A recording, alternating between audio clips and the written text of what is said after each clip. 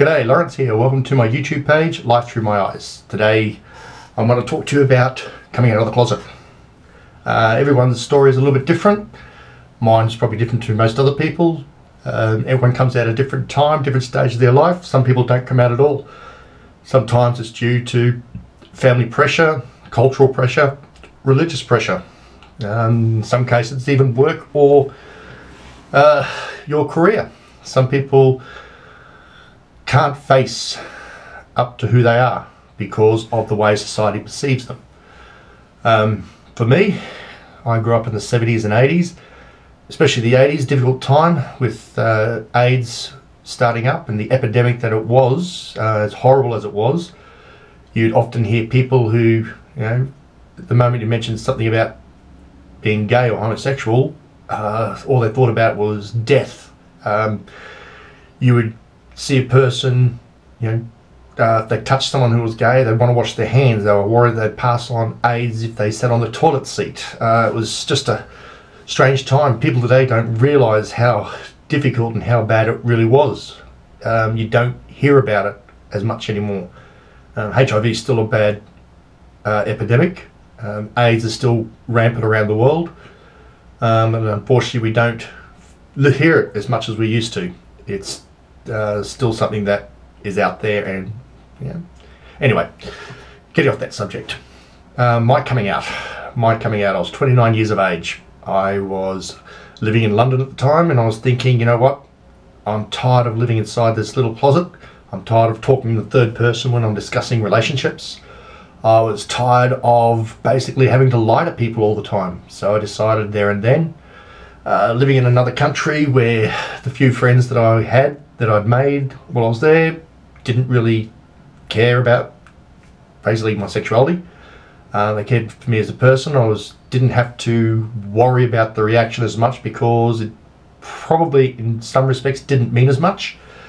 But for family back home and friends back home, that's what my big concern was. So I decided to write letters to my brothers and sisters and basically say to them, this is the deal, this is the situation.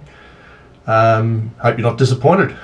And the first two people I told physically were two of my aunts who visited me in London, and I sat them down and said to them, look, I've really got to discuss something that's very disconcerting and I'm having trouble dealing with. And they went, okay, what's wrong? And I told them, I'm gay.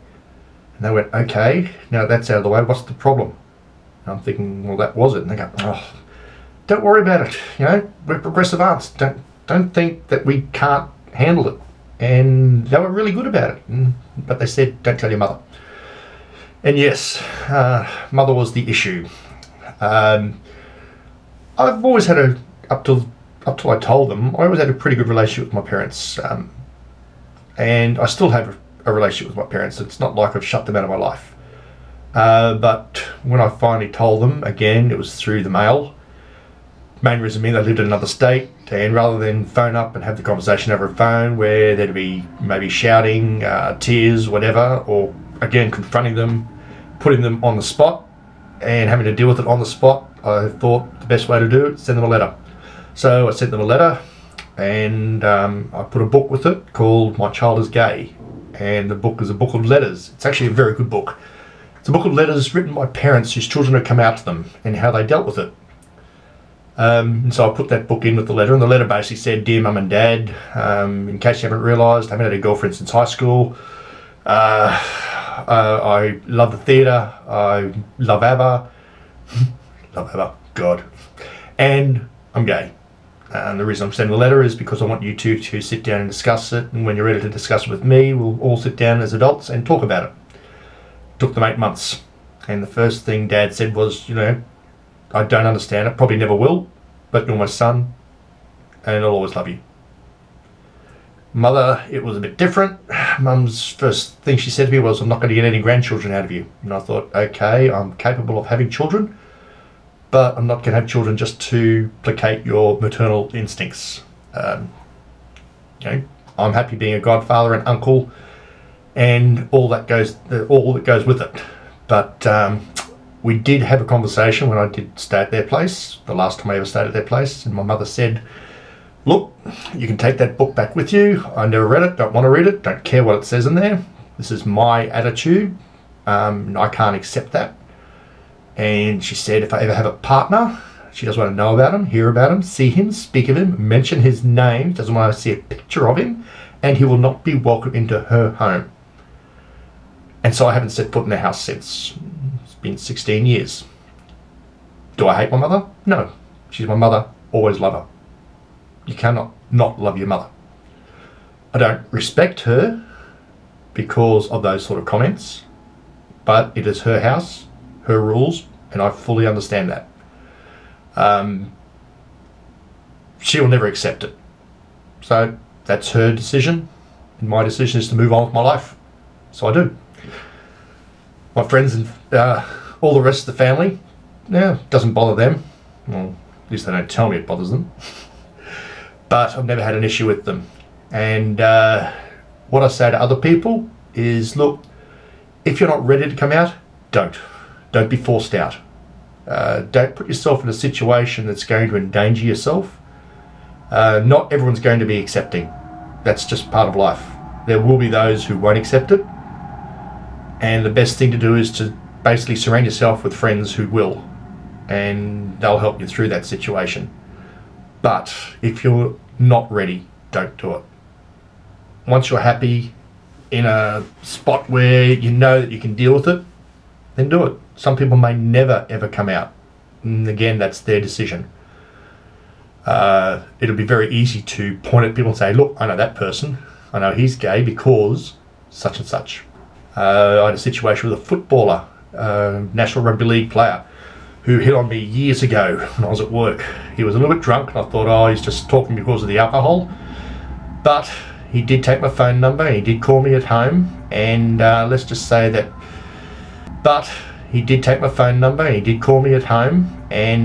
just say that the way he was talking to me and asking me to do certain things, let's just say he's definitely not straight, but at the same time I don't believe he's also gay. I think he's probably a little bit in between, likes a bit of both worlds. And I won't name him because he's getting married later this year, he's on TV, and it'll be his word against mine, although I did have a lot of witnesses at the time. And I've still got that text message. So anyway, what I don't understand in today's society is people say it's easy to come out. Who cares? The people who say that are those who aren't gay. They say, look, who cares? No one cares anymore. They do. Family do. A lot of it's up here because you're always concerned about how other people are going to react. That's why I waited until I was 29 before I could be comfortable enough to be able to say it to people, because you just don't know how they're going to react and you don't want to disappoint people, especially family. So if you're watching this and you're straight, great. If you're watching this and you're gay and you're still in the closet, when you're ready, move on. Trust me, opening that door, turn the light off as you close it, and living out in the real world, it does get better. It may be slow, it may be hard, but it does get better. Those slogans that they put around the last couple of years, they're true. And if you need advice, there's down below in the comment section, I've put some websites that you can go to if you need to speak to people. And if you want to subscribe, again, little button down there. Press the subscribe button and we'll move on to a new subject next time. And then a follow-up to the previous video, the first one, which I'm hoping this is a little bit better. My sister, Rebecca, thanks for the comment, love it. And my cousin Donna, I really appreciate the phone call. It was wonderful to hear from you and to talk to you. And I'll see you and everyone else when I come up to Brisbane in December. And so until then, I wish you peace and happiness, everyone, and I'll talk to you all again in a couple of weeks' time. So until then, later. Bye.